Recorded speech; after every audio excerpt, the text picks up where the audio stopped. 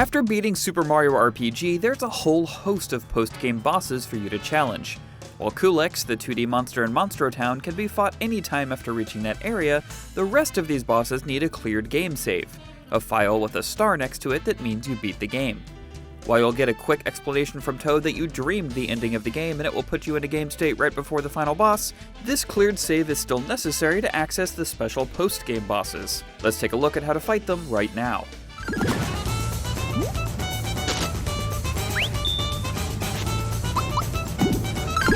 In the same conversation with Toad, when he tells you that you dreamed the Smithy encounter, he'll mention that you get a free stay at the Mary Moore Hotel. Go ahead and fast travel there in the Moleville region.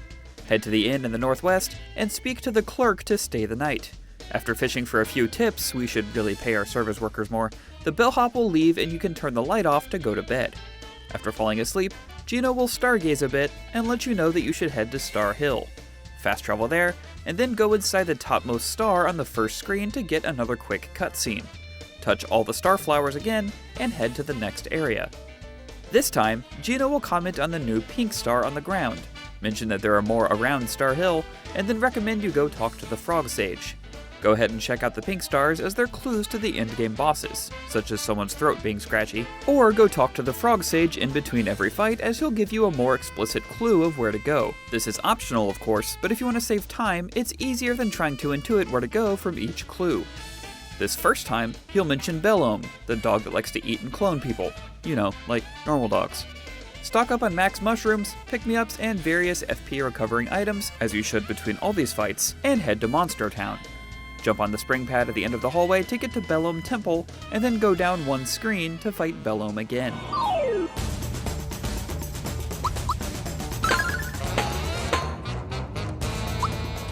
Belome has quite a bit of HP at 4600, but he's weak to lightning, fear, poison, and mute, which means that Mallow, Bowser, and Peach can all help with the battle.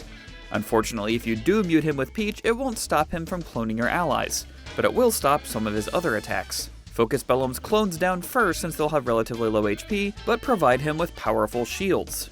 Keep him muted, poisoned, or feared, and hit him with Shocker to finish the battle quickly without letting his clone buffs stack up. It's also probably smart to keep Peach out of the battle until needed, as she can swap in and remove allies' adverse status effects.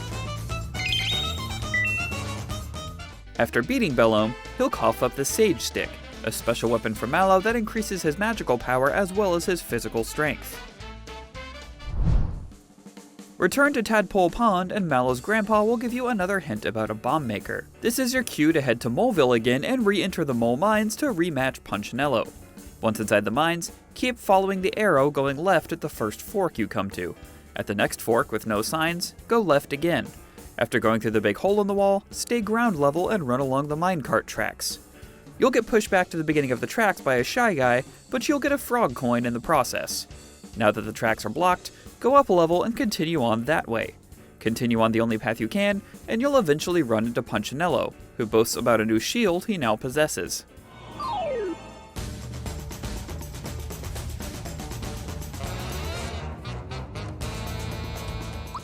This new version of Punchinello only has 1200 HP, but no weaknesses, and really high defense. Also, the bob-ombs he drops are really hard to kill quickly, and will probably instant kill anyone in your party if you don't hit the really small defense window. Seems impossible, right? Thankfully, there's a trick, but he can still be really tough. He'll keep dropping bob-ombs, and they're the only thing that can do real damage to him. The bombs facing toward him will explode on him when they activate, but the ones facing towards you can be turned around towards Punchinello. Attack all the bombs facing you to try to turn them away, but make sure you don't attack the bombs already facing Punchinello as they may turn back towards you. Once you hit him with the equivalent of 15 bob-ombs worth of damage, he'll go down, and you'll get Bowser's new Wonder Chomp weapon as a reward.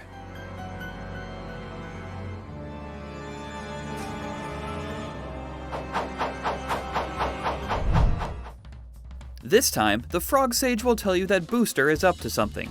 He can be found at the top of Booster Tower, and you can warp straight to the room he's staying in.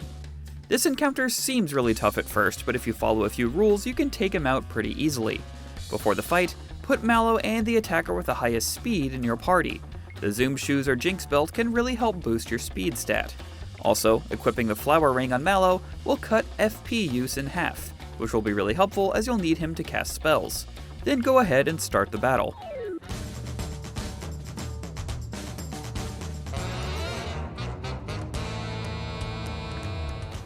First, always attack Booster when he starts working. If you let him finish without interruption, you'll instantly wipe every party member on the field.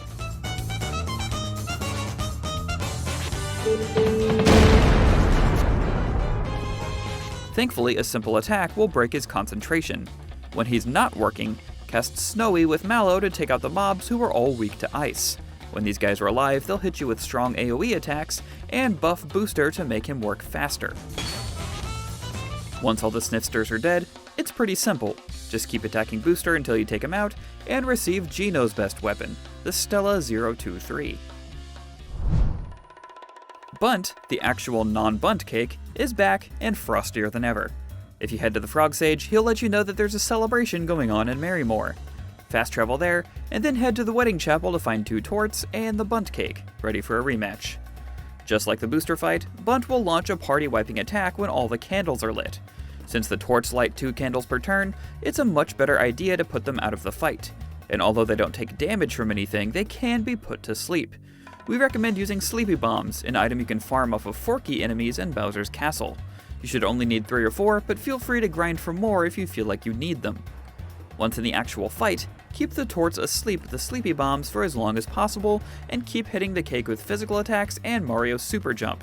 If the torts wake up, don't ever let them get the cake past 3 candles, as they often light them at the same time, and you'll go from 3 to 5 instantly, triggering the party wipe attack.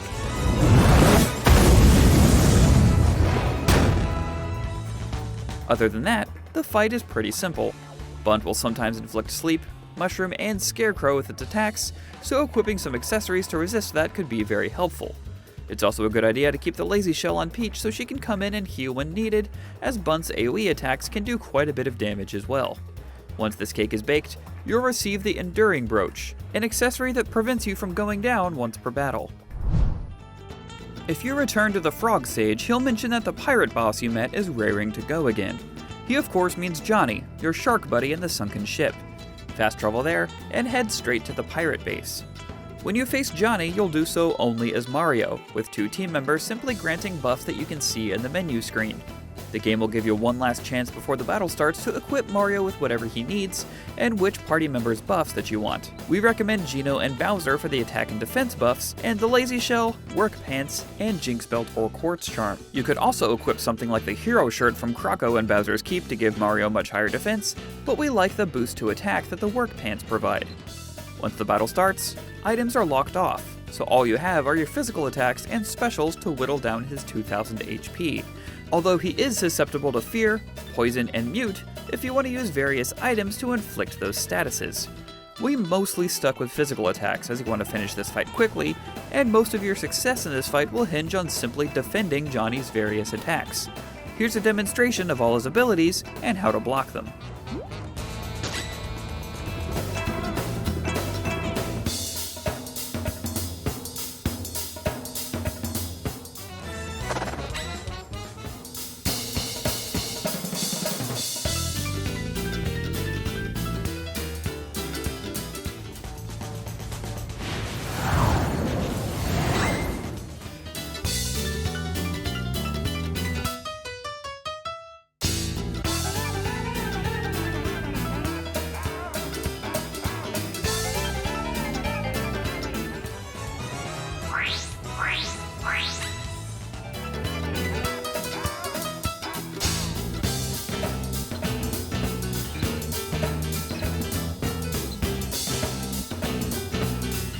After taking Johnny down, you'll get the extra shiny stone, which has no immediate purpose, but if you remember what the shiny stone did, you should have a pretty good idea where we're going soon. The last boss before the final boss, your student Jinx at the Mario Dojo in Monster Town, if you defeated Jinx enough times already, wants to learn about triple moves. The Frog Sage will tell you that your students need some hands-on training, and that's your cue to go begin the fight. Your goal in this skirmish is to keep your attack chain going as long as possible to get the boost to your action gauge. As soon as you hit Jinx with the triple move, the fight will end. However, you have to deal with quite a few instant kill moves first. Jinx will dart behind you and hit for an instant kill with Silver Bullet, or attack from the front using a shoulder charge, which will probably do enough damage for an instant kill anyway. Bring the party members whose physical attacks you have the easiest time hitting consistently, as that will give you the best chance to keep the chain going. Also, make sure you equip the Enduring Brooch that you got from the Bundt fight on at least one party member, and the Jinx Belt and Quartz Charm on the others, as that will give you resistance against instant kill attacks. Keep the chain going for as long as you can, and revive any party members that take a hit. Eventually, you'll survive long enough to unleash a triple move and the fight will end. You'll receive a teamwork band for your trouble, which will increase the speed at which your action gauge builds. After stepping out of the Jinx fight, you may notice that a certain door has returned. You can use the extra shiny stone you received from Johnny to open it, but the hardest fight in the game by far awaits you, so make sure you're ready to go, and we strongly recommend that every character be at level 30. Stock up on all the healing items you can, especially pick-me-ups and max mushrooms, and equip all your best accessories. Once again, we recommend putting the Lazy Shell armor on Peach for survivability, since she can heal and revive teammates. Make sure to make use of all the powerful accessories and weapons you've received from the other post-game bosses as well, such as the Teamwork Band and the Enduring Brooch. We also recommend bringing in a few characters with resistance to sleep and or mushroom. No matter how well you prepare, you're in for a long, tough fight, as Culex has 9,999 HP and is once again joined by 4 crystals.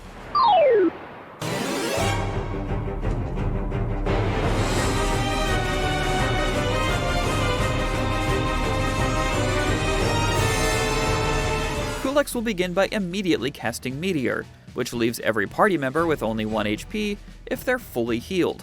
If you have even 1 HP missing before the attack launches, it's instant death.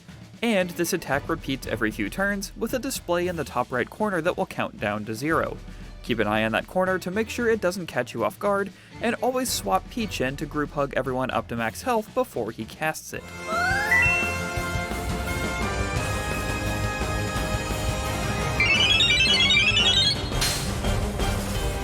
The crystals work similarly as your last encounter, and have the same weaknesses. Ice for the fire crystal, fire for the water crystal, lightning for the earth crystal, and jump for the wind crystal. We recommend focusing them down one at a time so you take fewer AoE attacks, but every time you kill one, they'll give a buff to the rest of the enemies. The attacks you'll have to look out for the most are Petal Blast from the wind crystal, which will do party-wide damage and inflict mushroom, Light Bubble, which will inflict sleep, various button locks that seal off certain actions you can perform, and Dark Star, which can be easily avoided by tapping A before the third bounce, just when the star re-enters the screen. The rest of the attacks simply do party-wide damage or single target damage, and aren't too much trouble as long as you're on your defensive game and heal with Mallow or Peach accordingly. Make smart use of triple moves as well. We went for straight damage with the Mario Bowser Peach combination most of the time, as dealing major damage to all of the crystals at once was so valuable. Continue to hammer away at various weaknesses, always revive downed party members ASAP, and keep an eye on the meteor timer, and you'll eventually take out the crystals. Once Culex is by himself, the fight will get much easier as the move at the end of his timer will change into Final Claw, a single target attack that takes out 9,999. After nearly having your party wiped every time previously, this is a cinch to deal with as long as you're quick on the revive, and there's even a small defense window to throw up a shield if you're quick enough. With enough persistence, Culex 3D will finally go down, and you'll have beaten the toughest boss in all of Super Mario RPG. Congrats! He'll even tell you how many turns it took to defeat him, and you can challenge him as many times as you want to try and get a better score. After a short conversation, you'll receive a Crystal Shard, which doesn't seem to have any effect as of yet, but is at the very least proof of your accomplishment. Whew boy, that was a lot of information. We hope you found it useful. For more on Super Mario RPG, make sure to check out our video on the best secrets and Easter eggs. And for everything else gaming, you're already in the right place. IGN.